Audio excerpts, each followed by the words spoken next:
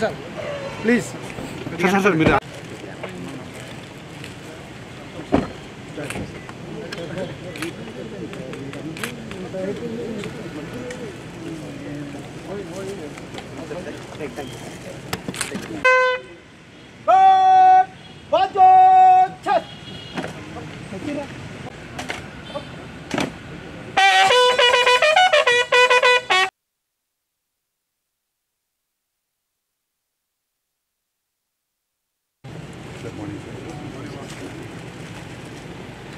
Hello hello అంటే ఇప్పుడు mic set hello hello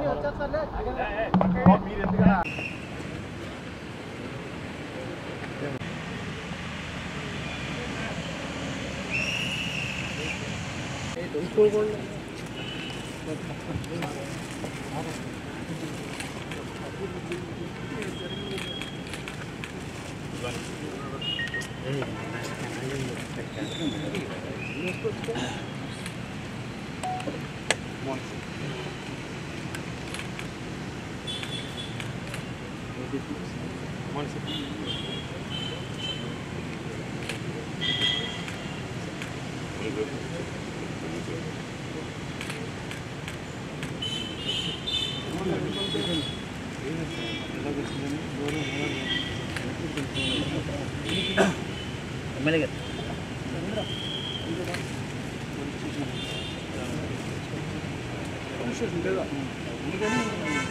బంధువులు ఇట్లో తీసుకోండి ఏదన్నా ముందు సినిమా ఏపీస్ మెయిన్స్ రావు ఎక్కడైతే నోడే అయిపోతాం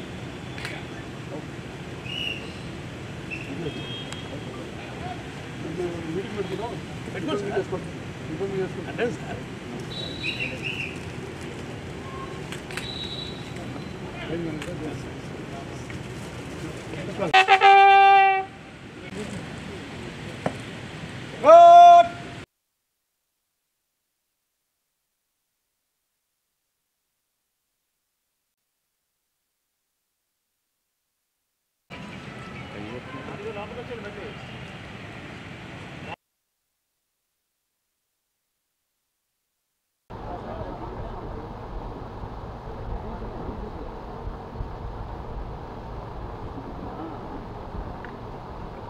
చాలా మంది వచ్చారు.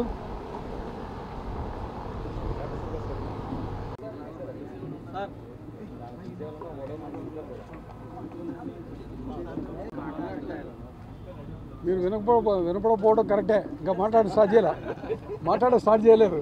వినపడకపోవడం కరెక్టే.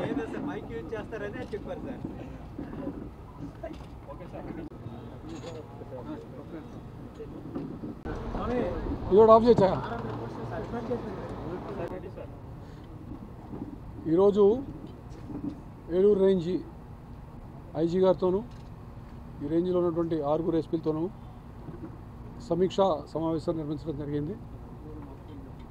అంటే ఎప్పటికప్పుడు మేము కలుస్తూ ఉన్నాం, మాట్లాడుకుంటాం. వీడియో కాన్ఫరెన్స్ పెట్టుకున్నప్పటికీ, రోజు టెలికాన్ఫరెన్స్ పెట్టుకున్నప్పటికీ ఒకసారి వచ్చి స్వయంగా అందరినీ కలిసి ఇక్కడ విశేషాలు తెలుసుకుందామని, కొంచెం వివరంగా మాట్లాడుకునే అవకాశం ఉంటుందని ఈ సమావేశం పెట్టడం జరిగింది.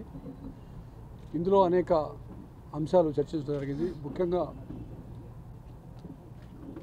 క్రైమ్ ఎలా జరుగుతుంది, వాటి తీరుతెన్ను, డిటెక్షన్ ఎట్లా ఉంది,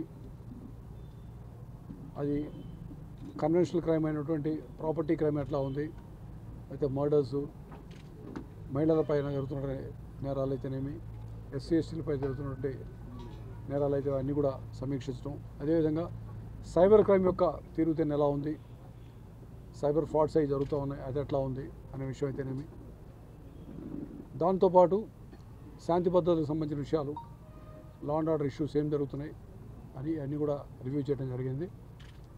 అదేవిధంగా ఈ మధ్య వరదల సందర్భంగా పోలీసు వాళ్ళు చేసినటువంటి సేవలు అయితేనేమి, కొత్త వినూత్నటువంటి ప్రక్రియ, కొంత ప్రయోగాత్మకంగా కానీ యాక్చువల్గా కానీ చేసినటువంటి డ్రోన్స్ వినియోగం ఎలా ఉంది, ఇన్ని కూడా సమీక్షించడం జరిగింది. అదేవిధంగా ఈ రేంజ్లో గాంజాకు సంబంధించినటువంటి కేసులు ఎలా ఉన్నాయి అని కూడా విచారించాము. దీని తర్వాత కొంత యాక్షన్ ప్లాన్ కూడా పెట్టుకున్నాం. ఇప్పుడు మీకు కొన్ని వివరాలు తెలియజేస్తాను. మాకు ఈ మధ్యనే ఒక ముఖ్యమంత్రి గారి స్థాయిలో హోమ్ డిపార్ట్మెంట్ యొక్క సమీక్ష జరిగింది. దాంట్లో మాకున్నటువంటి కొన్ని సమస్యలు తెలియజేశాం. ఇప్పుడు ప్రస్తుతం మనకి రాష్ట్రం మొత్తంలో విజయవాడ, విశాఖపట్నం, సిఐడిలో మాత్రమే సైబర్ క్రైమ్ పోలీస్ స్టేషన్లు ఉన్నాయి. మరి అన్ని జిల్లాల్లో కూడా, అంటే మిగతా 24 జిల్లాల్లో కూడాను సైబర్ క్రైమ్ పోలీస్ స్టేషన్ ఏర్పాటు చేసినట్లయితే, ఎందుకంటే ఇది మిగతా నార్మల్ క్రైమ్ తగ్గుతున్నప్పటికీ సైబర్ క్రైమ్ పెరుగుతూ ఉంది. సైబర్ క్రైమ్ పెరగడం విషయంలో పెద్దగా మనం ఆందోళన చెందవలసిన అవసరం లేదు. అదేవిధంగా దాన్ని ఏదో మనం కప్పిపుచ్చేసుకొని ఏమీ లేదు, సైబర్ క్రైమ్ లేదు అని చెప్పడం కూడా కరెక్ట్ కాదు.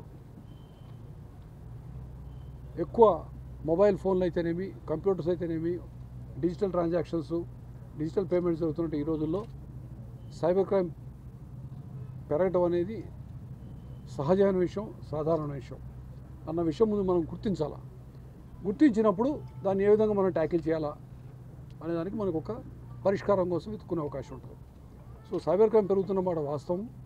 కాబట్టి మనం ప్రతి జిల్లాలో సైబర్ క్రైమ్ పోలీస్ స్టేషన్ పెట్టుకొని, ముఖ్యంగా ఏంటంటే మిగతా ఏర్పాట్లు కూడా కరెక్టే, కానీ సైబర్ క్రైమ్ విషయంలో prevention is better than cure అనేది తెలుస్తుంది. అంటే దాన్ని జరగకూడనే ఆపుకోవాలి.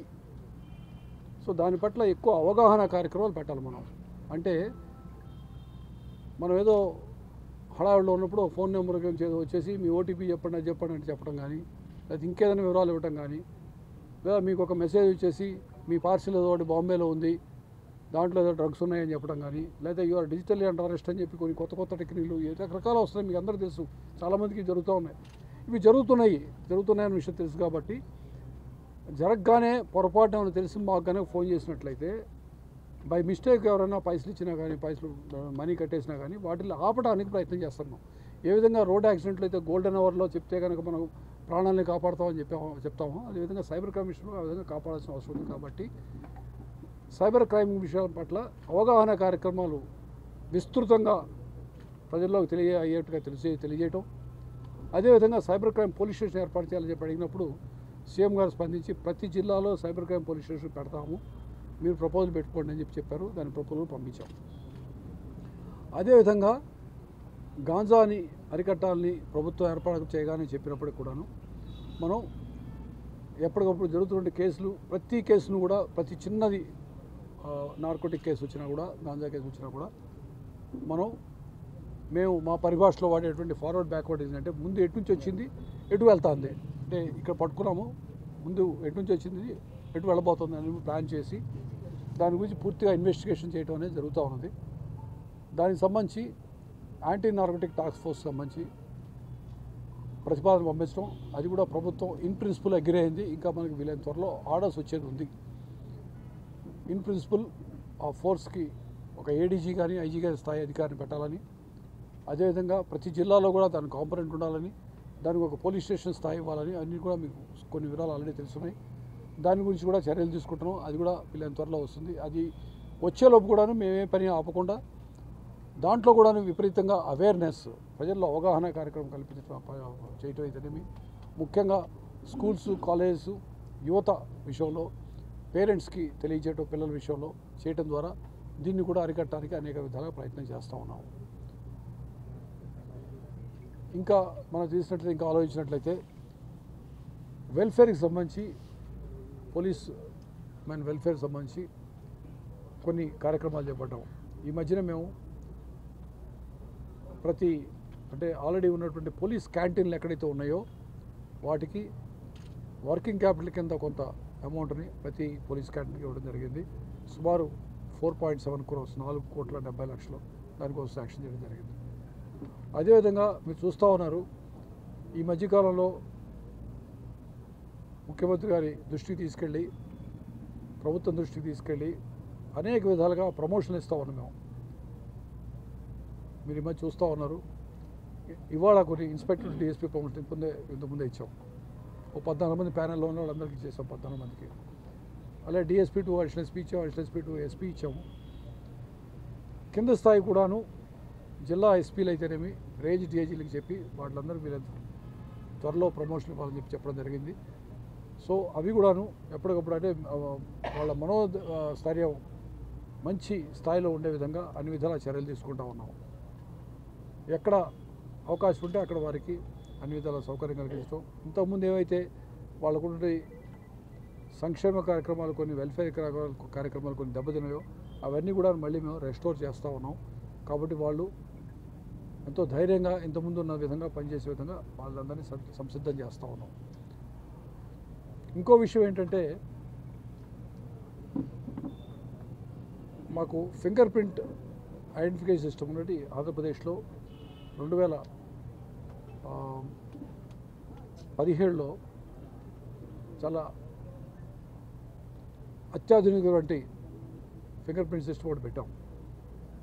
అది దేశం మొత్తంలో 2 చోట్లే అంత అత్యాధునికమైన సిస్టమ్ ఉంది, తెలంగాణ ఆంధ్రాలో. అది కొంతకాలంగా మూలబడిపోవటం, దానికి సంబంధించినటువంటి కారణాలు విశ్లేషించి వాటిని ఈ మధ్యనే ఒక 10 రోజుల క్రితం మళ్ళీ దాన్ని పాత పూర్వ స్థాయికి దాన్ని అప్గ్రేడ్ చేసుకోవడం జరిగింది. అంటే ఆ మధ్యకాలంలో ఒక దొంగతనం జరిగితే ఈ మధ్య అంటే నేను వచ్చాక కూడా మొదట్లో అది ముందు 2-3 సంవత్సరాల నుంచి దొంగతనం జరిగితే అక్కడ ఫింగర్ ప్రింట్స్ దొరికితే, సస్పెక్ట్ ఫింగర్ ప్రింట్స్ దొరికితే వాటిల్ని ఆ జిల్లాలో ఉన్నటువంటి రికార్డు తప్పించి రాష్ట్ర స్థాయిలో కానీ పక్క రాష్ట్రం ముఖ్య తెలంగాణతో కానీ కంపేర్ చేసుకునే అవకాశం లేకపోవడంతో మా ఎస్పీలు అన్అఫిషియల్గా తెలంగాణ వాళ్ళకి పంపించుకొని వాళ్ళ తెలంగాణ ఆఫీసర్లతో మాట్లాడుకొని దాన్ని మ్యాచింగ్ చేసుకునే పరిస్థితికి వచ్చింది ఒకప్పుడు. ఇప్పుడు అది ఆ దుస్థితి లేదు, మళ్ళీ మనం పూర్వ స్థాయికి రావడం జరిగింది. అదేవిధంగా మా దగ్గర ఉన్న కొంత ఎక్విప్మెంట్లు ఇంతకుముందు కొనుక్కునే ఎక్విప్మెంట్ కూడా అవి ఏఎంసీ యాన్యువల్ మెయింటెనెన్స్ కాంట్రాక్ట్ సంబంధించిన పైసలు ఇవ్వకపోవడం వల్ల, ఫండ్స్ లేకపోవడం వల్ల అవన్నీ చాలా వరకు నిరుపయోగం పడిపోయినాయి. వాటన్నిటి కూడా అప్గ్రేడ్ చేస్తాం. ఈ మధ్యనే ముఖ్యమంత్రి గారు దానికి సంబంధించి ఇది చాలా సీరియస్ సమస్య అని చెప్పి చాలా తీవ్రమైన సమస్య దృష్టికి తీసుకెళ్ళినప్పుడు లాస్ట్ సమీక్షలో అది కూడా శాంక్షన్ చేశారు. సో నేనేమంటున్నా అంటే పోలీస్ డిపార్ట్మెంట్ సంబంధించి ఇన్ఫ్రాస్ట్రక్చర్ విషయం ఇప్పుడే చాలా పోలీస్ స్టేషన్లు మావి సగంలో ఆగిపోయి 2-3 సంవత్సరాలు పడిపోయి ఉన్నాయి. జిలుగు మళ్ళీ వగరాలు చెప్పారు ఇప్పుడే నాకు. ఇవన్నీ కూడాను వీలైనంత త్వరలో పూర్తి చేయడం జరుగుతుంది. సో ఇన్ఫ్రాస్ట్రక్చర్ సంబంధించి పోలీస్ డిపార్ట్మెంట్ కావాల్సిన అవసరమైనటువంటి కూడా పూర్తి చేస్తాము. అదేవిధంగా వాహనాలు మా పోలీస్ వెహికల్స్ చాలా దుస్థితిలో ఉందని చెప్పినప్పుడు దానికి సంబంధించి కూడా ఒక ప్రత్యేకమైన స్కీమ్ ద్వారా, అంటే డైరెక్ట్గా ఫండ్స్ పెట్టి కొనలేకపోయినా వాటిని మేము ఈఎంఐ ద్వారా కట్టుకునే విధంగా, అంటే మంత్లీ ఇన్స్టాల్మెంట్ కట్టుకునే విధంగా గవర్నమెంట్ అది భరిస్తామని చెప్పారు. అది అవసరమైనటువంటి ఎంత కనీస అవసరం ఉందో చెప్పండి, దానికి ఇస్తామని చెప్పడం జరిగింది. సో అది కూడాను వీళ్ళని త్వరలో చేయడం జరుగుతుంది. ఇంకొక విషయం మేము మా దృష్టికి వచ్చింది, ప్రభుత్వం దృష్టికి తీసుకెళ్ళింది ఏమిటంటే కొంతకాలంగా ఇన్వెస్టిగేషన్ ఛార్జెస్ ఎస్హెచ్ఓలకి రావటం లేదు అనేటువంటి ఒక సమస్య కూడా ప్రభుత్వం దృష్టికి తీసుకెళ్ళినప్పుడు దానికి సంబంధించి కూడా ఈ అమౌంట్ పూర్వ స్థాయిలో ఎంతవరకు పర్ మంత్ ఇస్తారో క్వార్టర్లీ రిలీజ్ చేసేవాళ్ళు అది కూడా ఇస్తామని చెప్పారు. ఈ మధ్యన నేను కొంత ఉన్న బడ్జెట్ని దాన్ని డివైడ్ చేసి ఇవ్వడం జరిగింది. సో అది కూడాను అంటే ఇన్వెస్టిగేషన్ చేసేవాళ్ళు వచ్చినటువంటి కంప్లైంట్నే ఇబ్బంది పెట్టి వాళ్ళ దగ్గర స్టేషనరీ డబ్బులు తీసుకుని లేకపోతే వాళ్ళ ఇచ్చిన బడిలోనే పోయేది అటువంటి అవసరం లేకుండా అది చేయాలని చెప్పి అది కూడా ఒక నిర్ణయం తీసుకోవడం జరిగింది. ఆ విధంగా పోలీస్ డిపార్ట్మెంట్లో ఏదైనా మేము ఇంతకుముందు ఉన్నవి కానీ లేదా అవసరమైనవి కానీ ప్రభుత్వం దృష్టికి తీసుకెళ్ళి ఇంతకుముందు ఉండి డిస్కంటిన్యూ అయిపోయినాయి కానీ లేదా కొత్త విషయాలు కానీ దృష్టికి తీసుకెళ్ళినప్పుడు మాకు మంచి స్పందన వస్తూ ఉంది. వాటిని ఉపయోగించుకొని మేము చెప్పేదల్లా ప్రజలకు ఒకటే, మేము ప్రజలకు జవాబుదారీగా పనిచేయడానికి ఎప్పుడు సిద్ధంగా ఉంటాము. నేను నా కింది స్థాయి కానిస్టేబుల్, హోంగార్డ్ వరకు అన్ని ర్యాంకులు కూడాను ఒకటే ఆలోచన, సిటిజన్స్కి ప్రజలకి ఏ విధమైనటువంటి జవాబుదారీతరంగా ఉంటూ ఏ విధమైనటువంటి మెరుగైన సర్వీసు అందించాలి, మెరుగైన సేవలు అందించాలి, ఏ విధంగా పారదర్శకంగా ఉండాలి, ఏ విధంగా టెక్నికల్లీ కరెక్ట్గా ఉండాలి. అంటే తప్పు చేసినప్పుడు ఏ చేసినా బి చేసినా ఒకే విధంగా దాన్ని ట్రీట్ చేయటం, దానికి సంబంధించినటువంటి దర్యాప్తు కానీ అరెస్టులు కానీ ఒకేలాగా ఉండాలనేటువంటి కానీ ఇవన్నీ చూసుకొని ప్రజలకి మంచి పోలీసు శాఖ మంచి సేవలు అందించడానికి సిద్ధంగా ఉంది. దానికి సంబంధించి ఎప్పటికప్పుడు మేము మా దగ్గర ఉన్న ఎక్కువ తక్కువలు ఉంటే ఎప్పటికప్పుడు సమీక్షించుకొని రెక్టిఫై చేయడానికి ఎప్పుడు సిద్ధంగా ఉన్నామని మేము అందరూ తెలియజేసుకుంటా ఉన్నాం. దురదృష్టకరమైన విషయం ఏంటంటే ప్రతి ఒక్కళ్ళు అంటే జనాలు అందరూ పక్క రాష్ట్రాల వాళ్ళు కూడాను ఎక్కువ గాంజా మన దగ్గర నుంచే వెళ్తుంది అనుకుంటా ఉన్నారు. అందులో అది పూర్తిగా అవాస్తవం కాకపోయినప్పటికీ నేను మీకు చెప్పాలనుకుంటుంది ఏంటంటే మా నార్త్ కోస్టల్కి సంబంధించి ఉత్తరాంధ్ర జిల్లా ఎస్పీలతో రోజు మాట్లాడుతున్నప్పుడు చాలా గాంజా మల్కాన్గిరి నుంచి కూడా మన వైపు వస్తూ ఉందన్న విషయం అనేది కరెక్ట్. అది ఒక వాస్తవం, కఠోరమైన వాస్తవం అది కూడా. సో ఒరిస్సా నుంచి వస్తుంది, ప్లస్ మన ఏజెన్సీ ఏరియాలో కూడా వస్తూ ఉంది. అది పక్క జిల్లాలకు వెళ్తున్నది, పక్క రాష్ట్రాలకు వెళ్తున్నమాట వాస్తవం. దాన్ని అరికట్టడానికే మనం అన్ని విధాలు చర్యలు తీసుకుంటాం. సోర్స్ని ఎట్లాగైతే సోర్స్ దగ్గర ఆపాలి అంటే ఎక్కడైతే పంట పండిస్తున్నారో అక్కడ ఆపడం, తర్వాత బయట ట్రాన్స్పోర్ట్ ఆపడం, తర్వాత కన్జ్యూమర్కి వెళ్ళే దగ్గర ఏ స్థాయిలో వస్తున్నా కానీ మధ్యధరలు ఎక్కడున్నా కానీ ఆపడం అనేది ఆ చైన్ మొత్తం ఎంటైర్ చైన్ ఆపడం అనేది ఆలోచనతో చేస్తూ ఉన్నాం. కాబట్టి గాంజాకు సంబంధించినటువంటి మాకు యాక్షన్ ప్లాన్ చాలా క్లియర్గా ఉంది, కార్యాచరణ ప్రణాళిక ఉంది, దాని ప్రకారం చేయడం జరుగుతుంది. నెక్స్ట్ మీరు అడిగిన ప్రశ్న పోలీస్ స్టేషన్కి తీసుకున్నట్లయితే పోలీస్ స్టేషన్లు మోడల్ పోలీస్ స్టేషన్లు కానీ లేదా ఎల్డబ్ల్యూ పోలీస్ స్టేషన్ అంటారు, అంటే వామపక్ష తీవ్రవాదం ఉన్నటువంటి ప్రాంతాల్లో సంబంధించి కేంద్ర ప్రభుత్వం మంజూరు చేసిన నిధుల ద్వారా కట్టేటువంటి పోలీస్ స్టేషన్లు అయితేనేమి వీటన్నిటికి కూడా కొన్ని అసంపూర్తిగా ఉన్న వాటిని కంప్లీట్ చేసుకుంటాం. ఫండ్స్ కనుక ఇమ్మీడియట్గా రాకపోయినట్లయితే ఎస్ రెంటెడ్ బిల్లు కొంతకాలం కొనసాగిస్తాం. బట్ ఖచ్చితంగా మా పోలీస్ స్టేషన్లు అన్నీ కూడాను సొంత భవనాలకి ఓవర్ పీరియడ్ ఆఫ్ టైం మార్చుకోవడానికి అన్ని విధాల చర్యలు తీసుకుంటాం. ఎస్బీ కానీ స్పెషల్ బ్రాంచ్ కానీ లేకపోతే డిసిఆర్బి కానీ అంటే లా అండ్ ఆర్డర్ కాని పోస్టుల్లో నేటివ్ ఆఫీసర్స్ని వేయచ్చు. లా అండ్ ఆర్డర్ పోలీస్ స్టేషన్కి మాత్రం పోలీస్ స్టేషన్ మాత్రం వేయడం కుదరదు. ఎస్బీలో వేయచ్చు, డిసిఆర్బిలో వేయచ్చు, లేకపోతే డిస్ట్రిక్ట్ ట్రైనింగ్ కాలేజ్ దానికి వేయచ్చు, అట్లా వేయచ్చు తప్పించి law and order police station వేయడం కుదరదు. అక్కడ ఏదైనా పొరపాటు జరుగుంటే రెక్టిఫై చేసుకుంటాం. దాన్ని అక్కడ చేశారు కాబట్టి ఈయన కూడా ఏంటంటే అది కరెక్ట్ కాదు. ఎక్కడ పొరపాటు చేస్తే మేము రెక్టిఫై చేసుకుంటాం. లూప్ లైన్లో వేయచ్చు, డిసిఆర్బి ఎస్బీ వేయచ్చు, కానీ ట్రాఫిక్ మళ్ళీ ఒకసారి నేను చెక్ చేస్తాను. 13 గానే పరిగణిస్తాం. దానికి సంబంధించిన ఒకటి పొరపాటు ఉంటే రివర్స్ చేస్తాను తప్పించి మాకు ఏంటంటే ఇది ఈ జిల్లాల కాన్సెప్ట్ ఏంటంటే రాష్ట్రపతి ఉత్తర్వులు అనమాట. అది ఏమంటారు 6 పాయింట్ ఫార్ములానా 6 పాయింట్ ఫార్ములా అనేది మారలా, 26 జిల్లాలకు మళ్ళీ తిరిగి రాలా. కాబట్టి రాష్ట్రపతి ఉత్తర్వులు ప్రెసిడెన్షియల్ ఆర్డర్ అంటారు కదా, presidential order applies to 13 districts only. So 13 districts కానీ ట్రీట్ చేస్తాం. అంటే ఇప్పుడు చీరాలు వచ్చేసి బాపట్ల జిల్లా కదా అని చెప్పి వేయటం, బాపట్లకి వేయటం కుదరదు. అదేంటంటే చీరాల మొత్తం ఎస్ట్వెల్ ప్రకాశం డిస్ట్రిక్ట్ కానీ ట్రీట్ చేయడం జరుగుతుంది. సో అట్లా ప్రతి ఒక్కదాన్ని ఆ విధంగా తీసుకోవాలి. ఏం జరగదు లేదు. లాస్ట్ టైం కూడా చూసాము. లాస్ట్ టైం యాక్చువల్లీ ఒకసారి ఏలూరు వాళ్ళకి ఎక్కువ కూడా వచ్చినాయి, నాకు గుర్తుంది. ఏలూరు వాళ్ళకి చాలా మంది ఎక్కువ వచ్చినప్పుడు ఒకసారి వచ్చింది, కర్నూలులో ఒకసారి ఎక్కువైంది, ఏలూరు.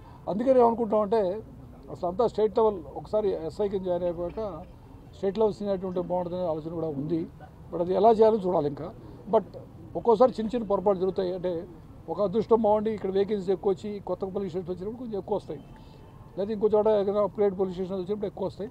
బట్ ఏది ఏమైనప్పటికీ నేను చెప్పేది ఏమిటంటే ప్రమోషన్స్ విషయంలో ఎస్ఐ టు ఇన్స్పెక్టర్ కానీ ఇన్స్పెక్టర్ టు టీఎస్పీ కానీ అది పూర్తిగా జాగ్రత్తగా ఆలోచించి, ఎందుకంటే ఇన్స్పెక్టర్ నుంచి మేము స్టేట్ లెవెల్ సీనియారిటీ మెయింటైన్ చేస్తాం.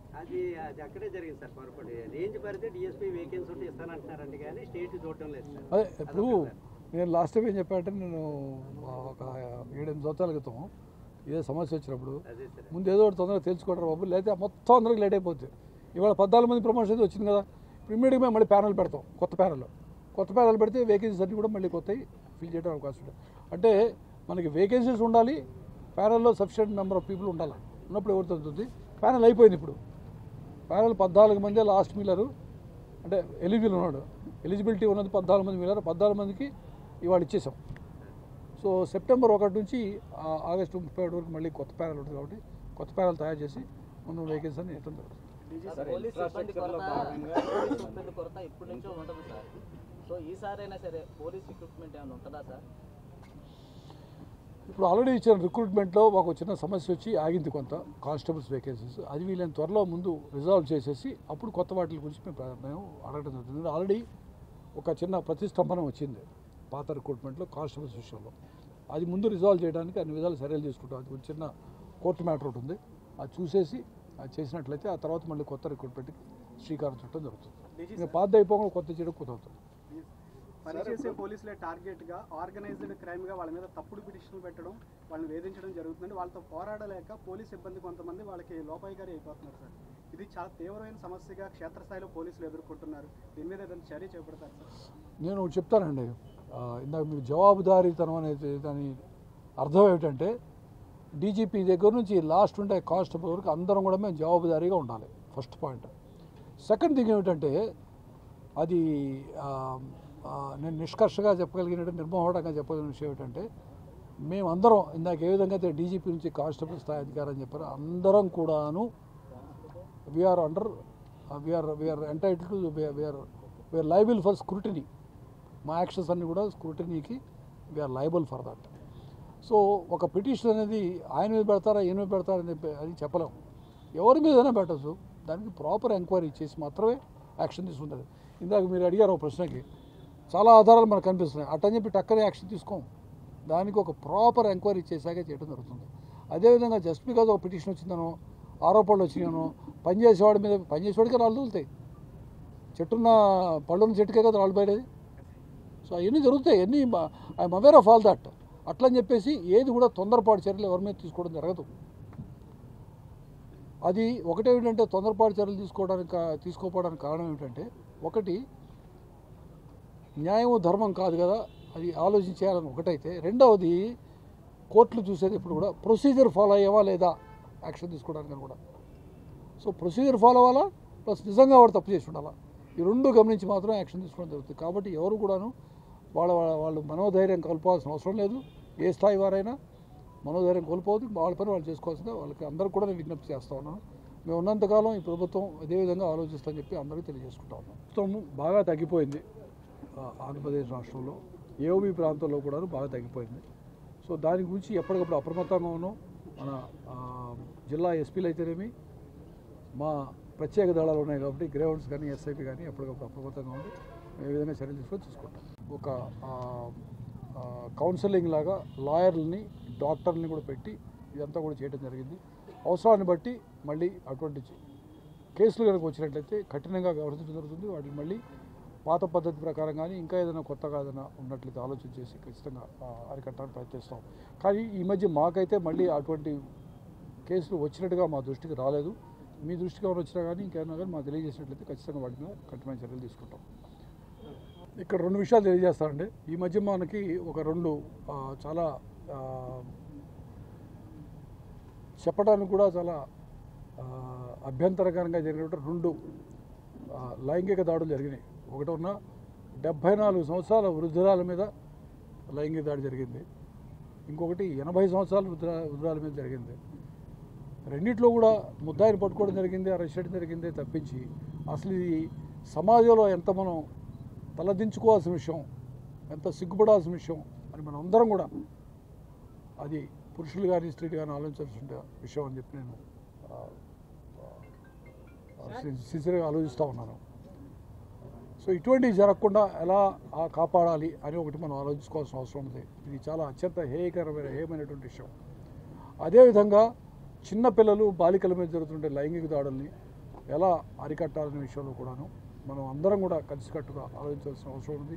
దీనికి సంబంధించి చట్టాన్ని అమలు చేయటం, చట్టం ప్రకారం కేసులు కట్టడం, చట్టం ప్రకారం చర్యలు తీసుకోవడం ఎంత అవసరం, సమాజంలో మార్పు తీసుకురావడం కోసం అవగాహన సదస్సులు అయితేనేమి, వాళ్ళలో ఒక ముఖ్యంగా ఆడపిల్లలకి మగపిల్లలకు కూడాను, ఇక్కడ ఇవాళ అనుకుంటాను మగపిల్లడిని తీసుకెళ్ళి అఫెన్స్ చేయబారు, గౌతమ్ తీసుకెళ్ళి అతని మీద అన్యాచురల్ అఫెన్స్ ఉంటుంది చేయడానికి, లైంగిక దాడి చేయడానికి ప్రయత్నించాడు.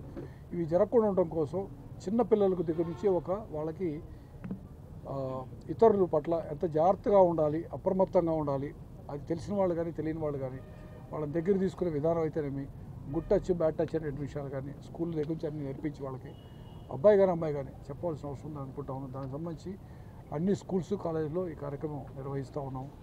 మా SHOs అక్కడ పోయి అన్ని చోట్ల కూడాను వీటి గురించి ఒక గాంజా విషయం అయితేనేమి, అదేవిధంగా క్రైమ్ అగేన్స్ట్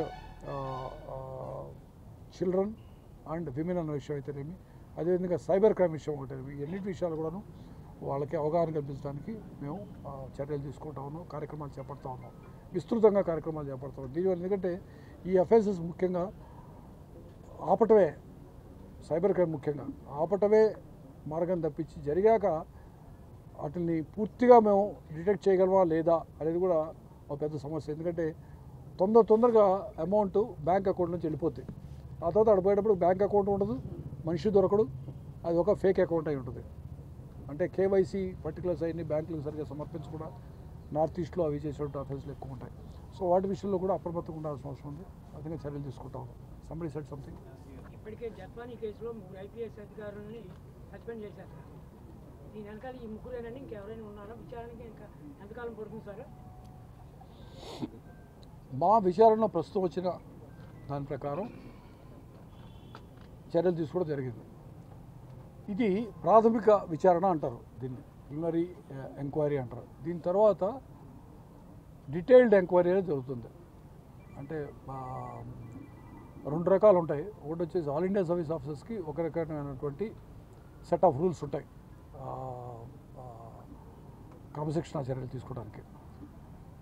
మిగతా స్టేట్ గవర్నమెంట్ ఎంప్లాయీస్కి ఉండేది మన ఏపీ CCA రూల్స్ అంటారు, దానికి సంబంధించి రూల్స్ ఉంటాయి. ఇక్కడ రూల్ 20 అనేది మేజర్ ప్యారెంట్ ప్రొసెస్ ఉంటుంది. సో దాని ప్రకారం ఇది చేయడం జరుగుతుంది. సో దానికి డీటెయిల్డ్ ఎంక్వైరీ చేయవలసి ఉంటుంది. డీటెయిల్డ్ ఎంక్వైరీ చేయడానికి టైం పడుతుంది కొంచెం. వాటికి ఈసారి ఏంటంటే ఎవరైతే ఆరోపణలు ఎదుర్కొంటున్నారో, మీకు తెలుసు మామూలుగా చిన్న కేసులు మీరు చూస్తూ ఉంటారు, అది చిన్న తప్పు చేసిన గురించి వాటికి ఆరోపణలు ఎదుర్కొంటున్న వాళ్ళని కూడా తీసుకొని వారి సమక్షంలో ఎంక్వైరీ చేసి వారికి ఉన్నట్టు అభియోగాలు చూపించి, సాక్ష్యాలు చూపించి, ఆధారాలు చూపించి, వారేమైనా చెప్పేది ఉంటే కూడా వాళ్ళ ఎక్స్ప్లెనేషన్ తీసుకొని అన్ని పరిగణనలో తీసుకొని competent authority will take a decision. So దాన్ని చేయడానికి టైం పడుతుంది ఖచ్చితంగా. ఇదేమిటంటే ప్రాథమిక విచారణలో వచ్చినటువంటి వివరాల ప్రకారం చేసినటువంటి యాక్షన్. డీటెయిల్డ్ ఎంక్వైరీ చేశాక ఉన్నటువంటి ఆరోపణలన్నీ చూసి వారిచ్చే ఎక్స్ప్లెనేషన్ అన్ని చూసినాక వారిపై చర్యలు తీసుకోవడం జరుగుతుంది.